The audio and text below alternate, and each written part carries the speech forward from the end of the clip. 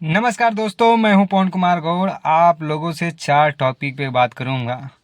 पहला टॉपिक है जो ज्योति मल्होत्रा हैं, देश के साथ जो गद्दारी की हैं। दूसरा टॉपिक है बॉलीवुड के जो खान ब्रिगेड हैं, ऑपरेशन सिंदूर के पर चुप्पी बांध रखी थी।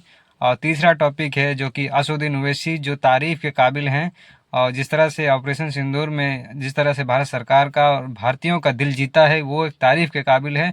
और चौथा टॉपिक है राज ठाकरे का, जो कि भाषा के आधार पर उनकी पॉलिटिक्स खत्म होने का नाम ही नहीं ले रहा है। ऑपरेशन सिंदूर जहां हुआ, राज ठाकरे का कोई एक बयान नहीं आया, कोई एक ट्वीट नहीं आया, और अब उत्तर भारतीयों को भाषा के आधार पर मारा जा रहा है। सबसे पहले मैं बात करूंगा ज्योति मल्होत्रा का। ज्योति मल्होत्रा एक ऐसी शख्सियत हैं जो कि एक हरियाणा के रहने वाली हैं और फेमस यूट्यूबर हैं। और इनका जो है दानिश अली का नाम से एक पाकिस्तानी एम्बेसी में काम करता है, और उससे उसका टाका भिड़ा और उनका अफेयर चल रहा है। तो ज्योति मल्होत्रा जो भारत की जो जानकारी है वो लीक करना शुरू कर दिया, और पुलिस ने अभी फ़िलहाल गिरफ्तार कर लिया है और ज्योति मल्होत्रा को पूछताछ की जा रही है। ज्योति मल्होत्रा से कहना चाहूँगा कि आपने देश के साथ गद्दारी की, तो आपको पाकिस्तान ने क्या गिफ्ट दिया? ट्रैवल करने का पैसा दिया, दुनिया भर में आपने ट्रैवल किया। तो आपने जिस तरह से हिंदुस्तान का सर नीचा किया है, ये कतई बर्दाश्त के काबिल है। तो ये आपको ये सोचना चाहिए था कि देश के साथ गद्दारी करके क्या मिला। तो ये बहुत शर्मनाक काम किया है। आपने अगर देख लिया होता, आपने और असुद्दीन ओवैसी से सीख लिया होता, जो कि हर वक्त वो भारत के नागरिकों के निशाने पर रहते हैं, और फिर भी जिस तरह से ऑपरेशन सिंदूर ने इंडियन आर्मी ने किया, पूरे मजबूती के साथ खड़े रहे। और असुद्दीन ओवैसी अब पूरे दुनिया में एक डेलीगेशन बनाया गया है, अब जो कि पूरी दुनिया में जाके भारत का पक्ष रखेंगे। सलमान खान, आमिर खान और ये जो हैं जितने बॉलीवुड के खान ब्रिगेड हैं, ये अपना बयान, अपना एक शब्द भी नहीं रखा।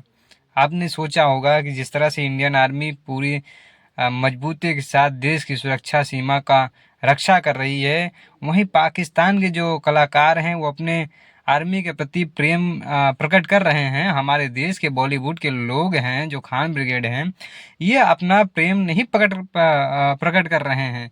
अरे बॉलीवुड वालों, जरा असदुद्दीन ओवैसी से सीख लिया होता। असदुद्दीन ओवैसी ने जिस तरह से तारीफ का जितना कम की जाए इस समय उनके लिए कम ही है। जिस तरह से असदुद्दीन ओवैसी ने भारत के प्रति अपना प्रेम दिखाया और भारत के प्रति अपनी वफादारी साबित की, अब उनको पूरे देश में लोकप्रियता मिल रही है। अब सरकार ने उनको पूरी दुनिया में घूम घूम कर यह बताने के लिए, भारत का पक्ष रखने के लिए डेलीगेशन बनाया गया है। अब वो पूरी दुनिया में अपना भारत का पक्ष रखेंगे, पाकिस्तान ने क्या किया और हिंदुस्तान ने उसमें क्या अपनी भागीदारी निभाई। अरे थोड़ा सीख लिए होते देश की वफादारी से, वो देश की क्या कैसी की जाती है। तुम लोगों ने, बॉलीवुड वालों ने बर्बाद कर दिया है पूरे देश का, बेड़ा गर्क करके रखा है। और यहीं जब बात आती है तो भाषा के आधार पे पॉलिटिक्स करने वाले राज ठाकरे साहब, आपको भी बड़ा शर्म आना चाहिए। जब ऑपरेशन सिंदूर हो रहा था तो आपका कोई ना ट्वीट आया ना कोई बयान आया, और फिर से आपने वही गंदी पॉलिटिक्स करना शुरू कर दिया है। भाषा के आधार पर उत्तर भारतीयों को मारना शुरू कर दिया है। अरे आपने थोड़ा देश के विभाजन में आपने कसम खा लिया है क्या? अगर महाराष्ट्र में कोई है उत्तर भारतीय काम कर रहा है, तो यानी आप उसको मार के निकाल देंगे, या आपको उसको कोई उसकी मतलब वैल्यू नहीं है क्या? हम भारतीय नहीं हैं? उत्तर भारत से आते हैं, उत्तर प्रदेश से आते हैं, तो क्या हम लोग भारतीय नहीं हैं? अगर मराठी नहीं आती है तो हम लोग महाराष्ट्र में रह नहीं सकते हैं? आप विभाजनकारी आपने राजनीति क्यों अपना के रखा है? आप एकदम जिन्ना की तरह ही पेश आ रहे हैं। भारत को अगर आगे बढ़ाना है तो जरूरी नहीं है, हाँ ठीक है महाराष्ट्र में है, अगर मराठी आता है तो भी ठीक है, नहीं आता तो भी ठीक है, किसी को भाषा के आधार पर थोप नहीं सकते हैं। तो राज ठाकरे साहब, आपको सोचना चाहिए था। जब इंडियन आर्मी लड़ रही थी तो आपका ये मुंह एकदम सिला हुआ था बॉलीवुड की तरह।